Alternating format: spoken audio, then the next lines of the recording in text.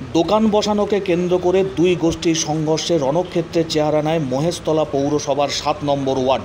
রবীন্দ্রনগর থানার সামনে চলে ভাঙচুর। পুলিশ ঘটনাস্থলে গিয়ে উপস্থিত হলে পুলিশকে লক্ষ্য করে শুরু হয় ইট বৃষ্টি। পরিস্থিতি নিয়ন্ত্রণে আনতে বিশাল পুলিশ বাহিনী মোতায়েন করা হয়। পুলিশ কাঁদানে গ্যাসের সেল ফাটিয়ে ছত্রভঙ্গ করে উত্তেজিত জনতাকে। একাধিক দোকান ভাঙচুর করা হয়, বাড়িতেও ভাঙচুর করা হয়, বিভিন্ন গাড়ি ভাঙচুর করেছে উত্তেজিত জনতা। জায়গায় অপ্রীতিকর ঘটনা এড়াতে বিশাল পুলিশ বাহিনী মোতায়েন করা হয়। কলকাতা পুলিশ কমিশনার তিনিও ঘটনাস্থলে যান। পুলিশের দায়িত্বপ্রাপ্ত আধিকারিকদের সঙ্গে সমস্ত বিষয় সম্পর্কে খোঁজ খবর নেন।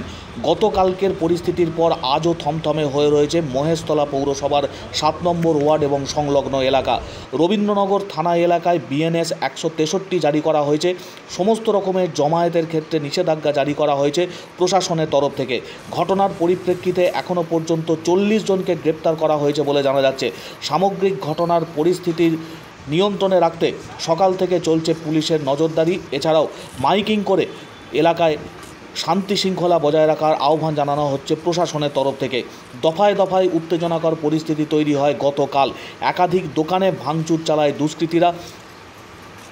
ইট বৃষ্টি করা হয় পুলিশকে লক্ষ্য করে। একাধিক পুলিশকর্মী যেমন জখম হয়েছেন, এছাড়াও স্থানীয় বাসিন্দারা বেশ কয়েকজন জখম হয়েছেন। রবীন্দ্রনগর থানার সামনে এই অবাধে ভাঙচুর এবং ইট বৃষ্টি চলে। পুলিশ প্রাথমিক অবস্থায় বেশ কিছুটা ব্যাকফুটে গেলেও পরবর্তী সময়ে বিশাল পুলিশ বাহিনী ঘটনাস্থলে পৌঁছে কাঁদানে গ্যাসের সেল ফাটিয়ে ছত্রভঙ্গ করে দুষ্কৃতীদের। সামগ্রিক ঘটনার পরিপ্রেক্ষিতে এলাকা আজও থমথমে। গোটা ঘটনার জেরে এলাকায় যাতে আর কোনো রকম অপ্রীতিকর ঘটনা না ঘটে তার জন্য পুলিশের টহলদারি শুরু হয়েছে।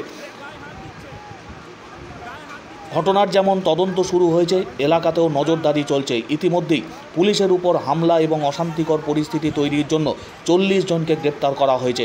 আজও দোকানপাট বন্ধ রয়েছে এলাকায়। থমথমে পুলিশের নজরদারি চলছে বিভিন্ন এলাকা জুড়ে।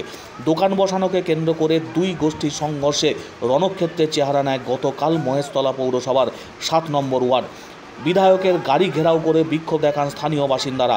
পরবর্তী সময়ে পুলিশের হস্তক্ষেপে ধীরে ধীরে নিয়ন্ত্রণে আসে পরিস্থিতি। তবে থমথমে হয়ে রয়েছে গোটা এলাকা।